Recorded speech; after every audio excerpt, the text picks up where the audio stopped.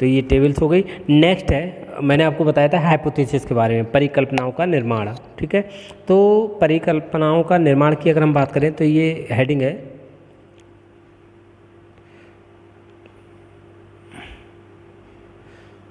ये लिखा हुआ है, दिखाई नहीं दे रहा है, पर यहाँ लिख लीजिए आप, क्रियात्मक परिकल्पनाएं या उपकल्पनाएं।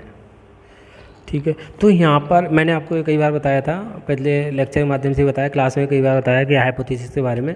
अभी आप शायद नहीं समझेंगे, जो रिसर्च वगैरह वर्क करते हैं उनको पता है, ये चीज़ रिसर्च में ही ज़्यादा आती है।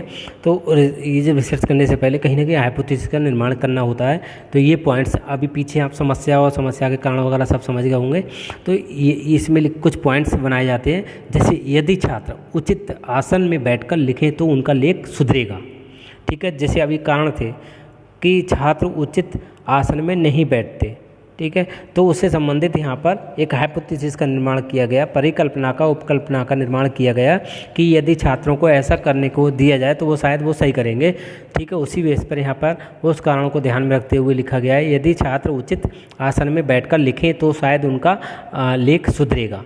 नेक्स्ट है, यदि छात्र उचित ढंग से कलम पकड़कर लिखे तो उनका लेख सुधरेगा। जो कारण हैं समझ लीजिए, उनको ही यहाँ पर उसी रूप में यहाँ पर हाइपोथेसिस बनाई जाती हैं उन रीज़न के आधार पर, क्योंकि उनको बाद में रिसर्च करने के बाद उसको दूर किया जाता है। तीसरा है, यदि छात्र सावधानी से के साथ लिखें तो उनका लेख सुधरेगा। सावधानी मतलब समझ रहे हो कि जैसे ते ते ते लिख रहे थे उसमें, वो धीरे धीरे लिखें, सावधानी से लिखें तो उनका लेख सुधरेगा। तीसरा है, यदि छात्रों में सफाई और स्थायी भाव बन जाए तो उनका लेख सुधरेगा। ये सारी चीज़ें हैं लेख से संबंधित है, देखो समस्याएं ये। नेक्स्ट है, यदि छात्रों को अक्षरों की बनावट का स्पष्ट ज्ञान हो तब भी उनका लेख सुधरेगा। ठीक है, उनका शुद्ध रूप में वो लिख भी सकेंगे। और नेक्स्ट है, 6 हाइपोथेसिस बनाई है। ये देखो ऐसा नहीं है, हाइपोथेसिस का जो निर्माण किया जाता है लिमिट में ही किया जाता है, और जो आपके उद्देश्य होते हैं, कारण होते हैं, उनके बेस पर, उनके आधार पर ही किया जाता है, और उन्हीं पॉइंट्स को लेकर के लास्ट तक रिसर्च एनालिसिस किया जाता है। ठीक है, और जब रिजल्ट निकल के आता है, कैलकुलेशन जो निकलता है, रिजल्ट निकलता है, उसके आधार पर इन हाइपोथेसिस को चेक किया जाता है कि ये जो हमने परिकल्पनाओं का निर्माण किया था वो दूर हो पाया है, नहीं हो पाया।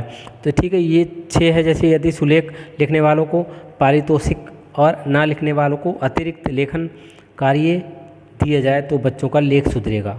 ठीक है, जो सुलेख लिखने वालों को भी पारितोषिक दिया जाए और जो ना लिखते हैं उनको भी अतिरिक्त लेखन, उनको भी एक्स्ट्रा लेखन दिया जाए।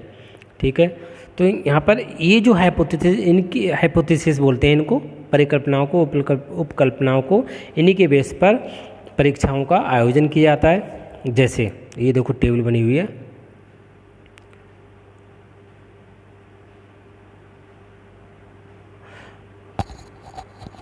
क्रियात्मक परिकल्पना या उपकल्पनाओं की परीक्षा योजना। तो इसमें क्या है, पहला है ये क्रियात्मक संख्या, विधि, अपेक्षित साधन, अपेक्षित समय। तो इसमें कौन सी क्रिया है, कौन से मेथड यूज करना है, कौन सी टेक्निक का यूज करना है, रिसोर्सेज कौन कौन से हो सकते हैं, अपेक्षित जो साधन है इस जो समस्या उसको दूर करने के लिए, और समय कितना दे सकते हैं। यहाँ पर ये टेबल हो गई। तो पहला पॉइंट है छात्रों के बैठने के आसनों को उचित दिशा देना। ठीक है, यानी समझ रहे होंगे यहाँ पे बैठने की जो व्यवस्था है, बच्चों की व्यवस्था नहीं, जो बच्चा बैठ रहा है किस तरीके से बैठ रहा है, वहाँ पर उसको दिशा निर्देश देना कि आप ऐसे बैठिए, ऐसे लिखिए। ठीक है, टेक्निक कौन सी हो सकती है, मेथड कौन सा यूज़ किया जा सकता है कि सभी शिक्षक अपने अपने कालांशों में करेंगे। ऐसा नहीं भाषा शिक्षण की हम बात कर रहे हैं तो एक हिंदी की टीचर सुबह गया या उसका चौथा लेक्चर है या 5वां लेक्चर है तो वो अपने उसी लेक्चर में जाता है और लेखन संबंधी वो करने के लिए बच्चों को उस तरीके से बैठाता है, समझाता है उनको। ठीक है, या और यहाँ रिसोर्सेज हो सकते हैं, बच्चों के बैठने का उचित फर्नीचर की व्यवस्था हो सकती है, टाइम भी दे सकते हैं कि 4 सप्ताह तक आप ऐसे बैठोगे या 2 सप्ताह 3 सप्ताह जो भी है, एक टाइम दे दिया जाता है। तो यहाँ पर ये चीज़ सभी सब्जेक्ट के सभी टीचर करेंगे, सभी कालांशों में जो पीरियड जितने होते हैं उन पीरियड्स में जो बच्चे जाते हैं, जो टीचर जाते हैं पढ़ाने के लिए, वो उस चीज़ का ध्यान रखेंगे। ठीक है, नेक्स्ट है छात्रों को कलम पकड़ने की विधि बताना। ठीक है, उनको बताना कि टेक्निक, इसमें कौन सी टेक्निक्स का ये क्रिया है, इस क्रिया को किस मेथड से किया जाएगा, पूर्ण किया जाएगा। तो ये है पहला, इसमें कक्षा निरीक्षण करते समय सभी शिक्षक इस ओर ध्यान देंगे। ठीक है, कि बच्चों को जो बताया गया है कि कलम कैसे पकड़ना है, पेन का यूज़ कैसे करना है। कुछ लोग पेन सही से नहीं पकड़ पाते हैं, तब भी उनका राइटिंग गलत हो जाता है। ठीक है, तो रिसोर्सेज क्या है यहाँ पर? कोई नहीं, क्योंकि उनका पेन है, बच्चे का हाथ है। टाइम 1 सप्ताह 2 सप्ताह जो भी है अपने अकॉर्डिंग को देते हैं वहाँ पर। नेक्स्ट तीसरा पॉइंट है ये छात्रों को सावधानी के साथ लिखने का अवसर देना। तो सावधानी के साथ लिखने का अवसर देना, उनको एक समय देना, उनको टाइम देना, मौका देना अच्छे से। और इसमें जो मेथड से कौन से यूज़ कर सकते हैं कि सप्ताह में एक कालांश सुलेख के लिए रखा जाए।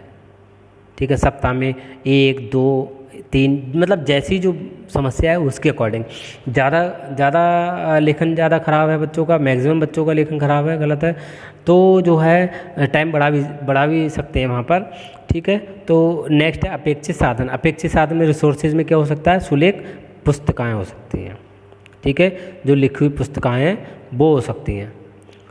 नेक्स्ट है ये 6 होंगी, 6 हाइपोथेसिस बनाई हैं, तो उन्हीं हाइपोथेसिस को जो परिकल्पना बनाए हैं वही पॉइंट्स हैं यहाँ पर जो देखने को मिल रहे हैं आपके क्रियाएं।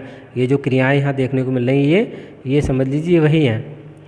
नेक्स्ट है 4 नंबर पे छात्रों की सफाई ये उपयोगिता बताना। तो हमने पहले कारण भी ये रखा था, परिकल्पना रखी थी कि बच्चों के अंदर साफ़ सफाई और उसकी कमी है। ठीक है, तो उनको बताना कि हाँ बेटा ऐसे साफ़ सफाई या और ये सब मेथड्स कौन सा हो सकता है कि सुबह प्रेयर में प्रार्थना जो सभा होती है, प्रेयर होती है, उसमें बच्चों को व्यक्तिगत निरीक्षण एवं सफाई के महत्व पर प्रवचन भी दे सकते हैं, सफाई के महत्व पर, और इंडिविजुअल जाकर के उसको चेक भी कर सकते हैं सुबह सुबह। सही है, गंदा है, कपड़े गंदे हैं, ड्रेस गंदी हो रही है, यूनिफॉर्म गंदी हो रही है, या बैग गंदे हो रहे हैं, वो सारा चेक किया। नेल्स नाखून वगैरह कटे हुए नहीं है, बाल वो नहीं है। अब तो इतना कोई चेक नहीं करता, पहले अभी अच्छी स्कूलों में ये भी चेक किया जाता है ना। तो पहले सरकारी स्कूलों में बहुत ज़्यादा वैसी सख्ती रहती थी, हम लोग जब पढ़ते थे कि गेट पे पहले चेक करते थे, वहाँ पे एक अध्यापक खड़े होकर के भगा देते थे, मारते थे। तो ये एक टेक्निक्स है, ये वो एक्शन रिसर्च ही है समझ लीजिए। ठीक है, तो रिसोर्सेज क्या है? कुछ भी नहीं, अब तो कुछ भी नहीं है, पहले डंडा था रिसोर्सेज। ठीक है, टाइम 2 सप्ताह 3 सप्ताह 1-2 सप्ताह कंटिन्यू किया जाएगा तो समझ लीजिए बच्चे बिल्कुल राइट टाइम हो जाएंगे। नेक्स्ट 5वां पॉइंट है यहाँ पर, ये 5वां पॉइंट है अक्षरों के निश्चित रूप बताना और सुलेख पुस्तिकाओं पर अभ्यास कराना। जो सुलेख पुस्तिकाएँ होती हैं, जैसे आप अभी देखते हो ना छोटे बच्चों के लिए बुक्स वगैरह दी जाती है, लाइन के ऊपर लाइन खींचना, अक्षर के ऊपर अक्षर बनाना, तो ये जो है एक रिसोर्सेज, सुलेख पुस्तिकाएँ रिसोर्सेज हो सकती हैं। और जो है मेथड्स, इसमें भाषा के जो कालांशों में, भाषा के जो कालांश है समय, उसमें ब्लैक बोर्ड पर लिख कर बताए जाएंगे और गृहकार्य देखकर सुलेख पुस्तिकाओं में लिखने का अभ्यास कराया जाएगा। ये बात टीचर के द्वारा बच्चों के लिए बताया जाता है। ठीक है, टाइम 4 सप्ताह 5 सप्ताह जो भी है अकॉर्डिंग टू, मतलब जैसी सिचुएशन है, जैसी जैसी समस्या है वैसे उसके अकॉर्डिंग किया जाता है। 6 पॉइंट है, देखो सुलेख लिखने वालों को पारितोषिक और न लिखने वालों को अतिरिक्त लिखित कार्य देना। ठीक है, तो वही जो अभी यहाँ परिकल्पना एक बनाई थी कि जो बच्चे सुलेख लिखने वाले हैं उनको कम देना, और जो ना लिखने वालों को अतिरिक्त एक्स्ट्रा लेखन कार्य भी देना ताकि वो बच्चों का लेख सुधरे। ठीक है, यहाँ पे सामग्री हो सकती है, पारितोषिक सामग्री होती है, टाइम 4 से 2 सप्ताह 4 सप्ताह भी दे सकते हैं। ठीक है, इस तरीके से है ये। अब क्या करना है यहाँ पर, ये जो परीक्षा योजना बनाई गई थी, ये आप देख रहे हैं क्रियात्मक परिकल्पना या उपकल्पनाओं की परीक्षा योजना, एक प्लानिंग की गई थी, इसके आधार पर ही परीक्षा कराई जाती है। तो यहाँ पर लिखा है, देखो ये उपर्युक्त क्रियात्मक जो परिकल्पनाएं हैं वो छात्रों के लेख सुधारने में सहायक हो रही हैं या नहीं हो रही हैं, यदि हो रही हैं तो किस सीमा तक हो रही हैं, ये जानने के लिए निरीक्षण, मत संग्रह, कलेक्शन ऑफ द ओनियन, क्या बोलते हैं इसको, ओपिनियन्स। ठीक है, और रेटिंग स्केल्स, मूल्यांकन विधियों का प्रयोग किया जाता है। बहुत सारी टेक्निक्स हैं जिनका प्रयोग किया जाता है। इन टेक्निक्स के बारे में अगर आप पढ़ना चाहो, सुनना चाहो, तो मैंने लेक्चर बनाया है B.Ed 4th सेम में, कि उसमें मैं चलो आज उसमें भी डलवा दूंगा आपके ग्रुप में। इवैल्यूएशन, मूल्यांकन के सारी टेक्निक्स जितने मेथड्स हैं वो सब उसमें पढ़े हुए हैं, आप पढ़ सकते हैं उसको। ठीक है, तो यहाँ पर है इनका सबका प्रयोग, मूल्यांकन विधियों का प्रयोग किया जाएगा, जिनके आधार पर क्या होता है, निष्कर्ष निकाला जाता है। ये निष्कर्ष प्रतिपादन। ठीक है, ये स्टेप है जो मैं बता रहा था कि पहला था समस्या, फिर समस्या कथन, समस्या का सीमांकन, समस्या का परिभाषीकरण, समस्या के कारण, क्रियात्मक परिकल्पनाएं, फिर परीक्षा योजना, फिर क्रियात्मक परिकल्पनाओं की परीक्षा। अब ये है निष्कर्ष। ठीक है, तो निष्कर्ष में मूल्यांकन के परिणामों को बहुत ज़्यादा सावधानी से लिया जाता है और सावधानी से लिया जाएगा, और ये देखा जाता है कि छात्रों का जो लेख है उसको सुधारने में वो कौन कौन सी परिकल्पनाएँ कितनी उपयोगी सिद्ध हुई, जो परिकल्पनाएं जो बनाई थी वो कितनी सिद्ध हुई, और फिर उन्हें उनके जो उपयोगिता क्रम में लिखा जाएगा। जो कल्पनाएं जो परिकल्पनाएं हैं वो उपयोगी सिद्ध नहीं होंगी या बहुत कम उपयोगी सिद्ध होंगी, उन्हें छोड़ दिया जाता है। ठीक है, ये जो परिकल्पनाएं बनाई है हमने 6, अगर सपोज दैट मान लिया यदि छात्र उचित आसन में बैठकर लिखे तो उनका लेख सुधरेगा। वहाँ पर हमने एग्ज़ाम लिया, उसको प्रैक्टिकली करके देखा और बच्चों में काफ़ी सुधार हुआ, तो इसको ले लिया जाएगा। अगर सावधानी के साथ लिखे तो उनका लेख सुधरेगा। अगर ये भी सही है और स्थायी भाव बन जाए, यहाँ पे सफाई का स्थायी भाव, अगर इसका कोई फ़र्क नहीं, इसको छोड़ देंगे। ठीक है, तो ये हो गया निष्कर्ष, यहाँ निष्कर्ष निकालते हैं और ऐसी परिकल्पनाओं को छोड़ दिया जाता है जिनसे ज़्यादा सुधार की आवश्यक, जिससे जो है बच्चों के लेखन में सुधार नहीं हुआ या बहुत कम सीमा तक हुआ, तो यहाँ पर शेष युग को उपयोगिता के क्रम में अपनाया जाएगा और छात्रों की जो लेख है उसमें अधिक सुधार करने का भी प्रयत्न किया जाएगा। ये होता है एक्शन रिसर्च। ठीक है, फिर एक स्पष्टीकरण दे दिया जाता है लास्ट में, कंक्लूजन स्पष्टीकरण दे भी दिया जाता है। स्पष्टीकरण में जैसे भाषा शिक्षण संबंधी बहुत सारी समस्याएं हो सकती हैं, उनके अनेक पहलू हो सकते हैं। ठीक है,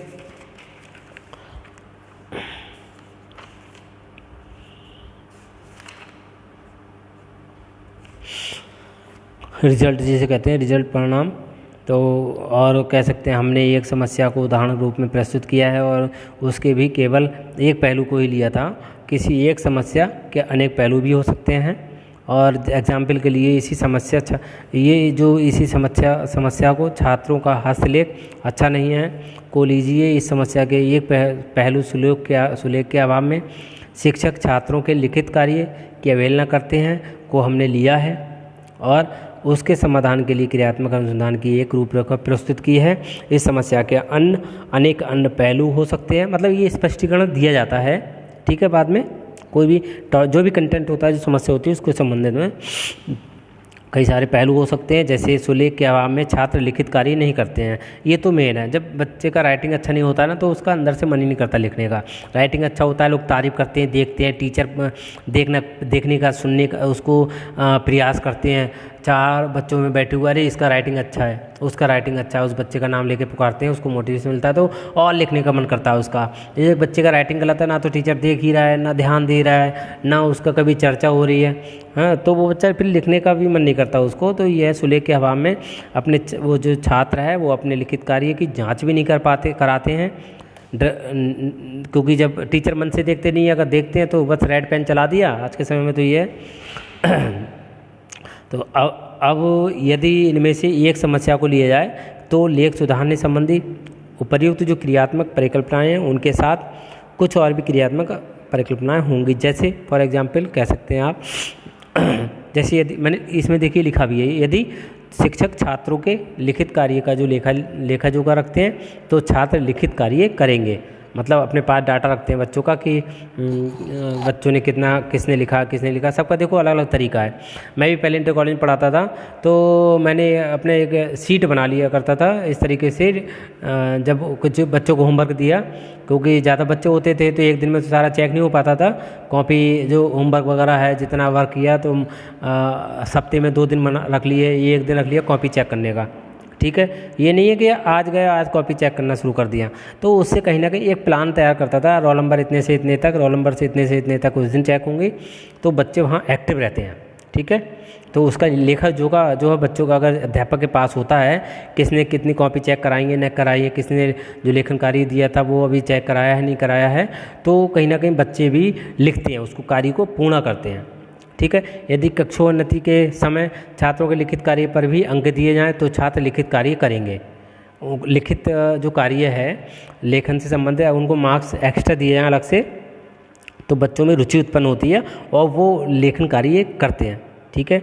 लास्ट में ये भी लिख दिया जाता है इसमें, मतलब ये चीज़ें स्पष्टीकरण में दी जा रही है, मैं वैसे ही बता रहा हूँ आपको। स्पष्टीकरण से ये सब हो गया।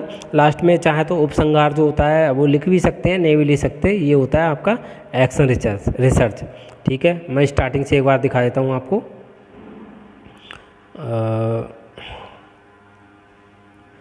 ये पहला भाषा शिक्षण में क्रियात्मक अनुसंधान, फिर इसकी जो रूपरेखा है वो यही होगी, जैसे समस्या, पहला समस्या कथन, समस्या का सीमांकन, समस्या का परिभाषीकरण। ठीक है, फिर ये जो है इसके कारण निकालिए, कारण के आधार पर ही इनकी क्रियात्मक परिकल्पनाएं, इनका निर्माण किया गया। ये जो टेबल है इसके नीचे जो हेडिंग लिखी हुई है क्रियात्मक परिकल्पनाएं या उपकल्पनाएं। ठीक है, उसके बाद ये टेबल है क्रियात्मक और उपकल्पनाओं की परीक्षा योजना, एक प्लानिंग की जाती है एग्ज़ाम की, सही है, उसको दूर करने के लिए, उन समस्याओं को दूर करने के लिए। फिर इनकी परीक्षा होती है, फिर निष्कर्ष निकल जाता है, स्पष्टीकरण दे दिया जाता है। बस ये स्टेप होते हैं इसकी। ठीक है, धन्यवाद।